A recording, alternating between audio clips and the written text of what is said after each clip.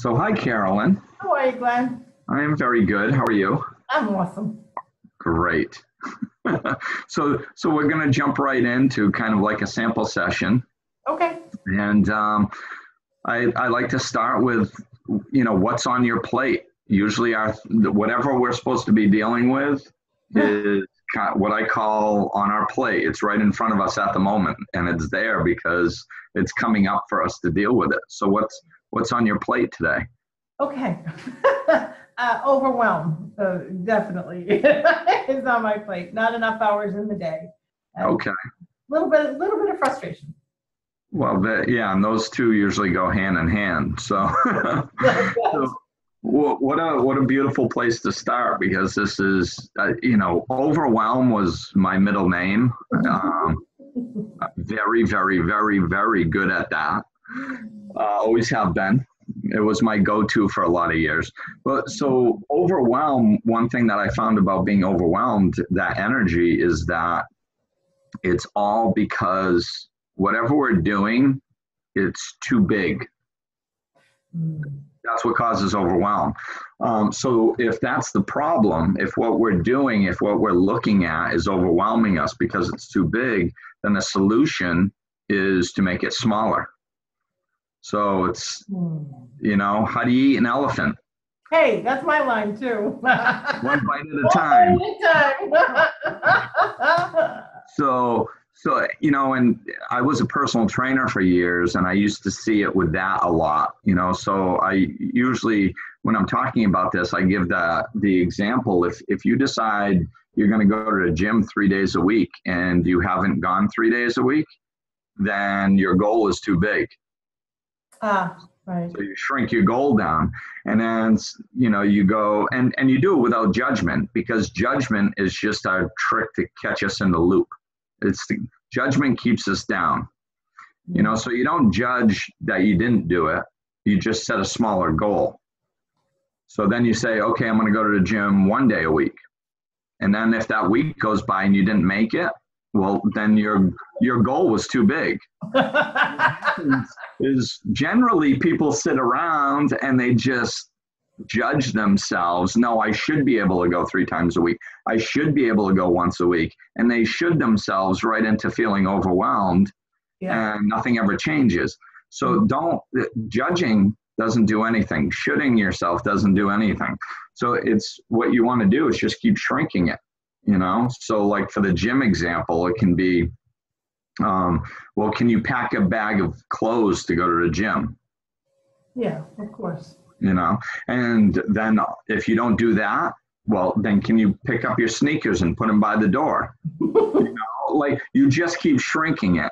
And that works with everything. We don't judge what the size of what you should be able to do. Just keep cutting it smaller and smaller and smaller until you do that. And then once you do that little piece, well, then you succeeded. No matter how small it is, that's a success, because you set a goal, you met it, you succeeded. So then you build off that. Then you do another little piece. So what happens when you have a time goal, though? Because that all makes all the sense, but the overwhelming is coming from the amount of what has to be done in a certain period of time. So that theory, crunch it down, make it happen faster. Well, really what it does is it's the same technique. You just kind of do it quicker, I guess. So, so you don't wait a week to see if you accomplish what you want to accomplish. That would never work for me. Right. So the waiting part doesn't come into play to see if it worked. So it would kind of look like you sit down at the computer and you go, oh my God, I'm so overwhelmed. There's so much to do.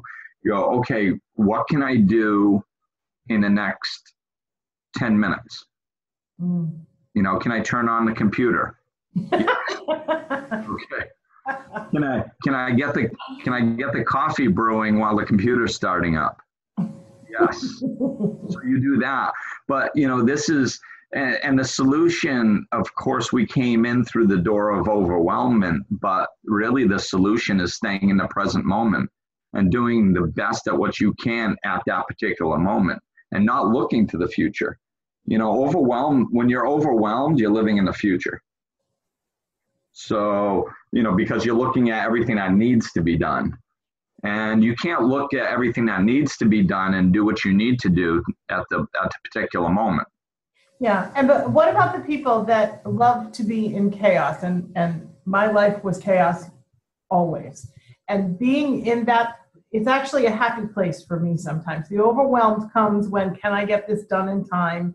And the frustration comes in, is everybody giving me what I need so I can get done what I have to get done? But on the flip side, I'm really happy there too. So that's kind of, I don't know. Well, yeah, and sometimes that can be a distraction. Like, it depends on the person.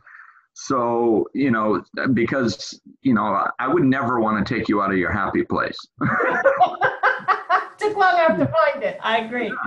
So, no, really, I mean, different people are happy in different environments. And, that's something that I take into consideration when I'm working with anybody. It's just because my path is my path doesn't mean it's your path.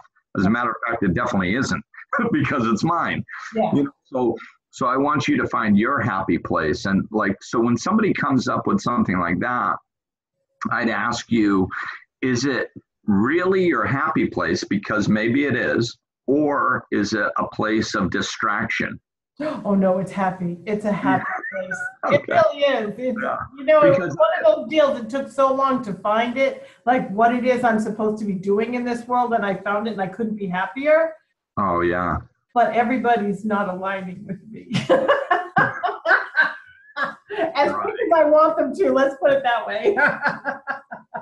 Yes, and that's so with that, you really need to find your balance, and your balance is what you're going to take on yourself and what you're going to give to other people. Oh, there it is. Right. And whatever you hand over to other people, see, like, I've dabbled with this myself, and because I like doing things professionally, my way, the right way, what I think is right. And other people just don't take things quite as seriously sometimes. So what I needed to do is learn how to delegate when it worked for me. A lot of times me doing more of what the project needs is actually more relaxing to me, because if I put my happiness in somebody else's hands, then all of a sudden it starts getting complicated, but you can't do everything yourself either. So it's a delicate balance. And that's exactly what's happened recently too with my assistant. There's the creative process that I want to do. And as soon as I can figure that out, I'm okay to let her have bits and pieces, and she's the most organized. She's wonderful. But I don't want to let go of it until it's what I want it to look like. I guess. Mm. And then as long as she follows the way I want it done, it's okay. And I don't know if that's the way to do it, but yeah, I take the chunk of it and create it the way I want it, and then ask. Right. And I don't know if that's what's overwhelming or not. It could be, but I don't want to let it go till it's right. So what you can do is just keep your hands in the creative process, and just be very specific about what you delegate. Yeah. So like sometimes in that creative process, you can get somebody to research some of this stuff. So it doesn't take all your time, and then you get it together. Then you look at it and you say, yes, this is what I want. No, I don't want that. So it can kind of save you some of the time in the creative process. And here's the template, follow the template, but fill in new stuff. Right. And then as you go, as it's developed, you just keep checking on what they're doing.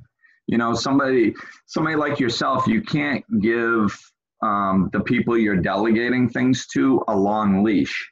Mm-mm. Because by the time you come back around and check on it, then you're going to have to backpedal too far to fix all the little tweaks that you want. You want to talk about overwhelmed frustration. so you just let them do, like I'm like that too. So like I have somebody helping me with my business because it's expanding. So I have somebody that I have weekly check-ins with, and it's just, well, and sometimes these projects, just about nothing gets accomplished on them in that week, but that's okay. It's just, I need that regular check-in and go, anything here? No. Okay, good. Anything here? Yeah.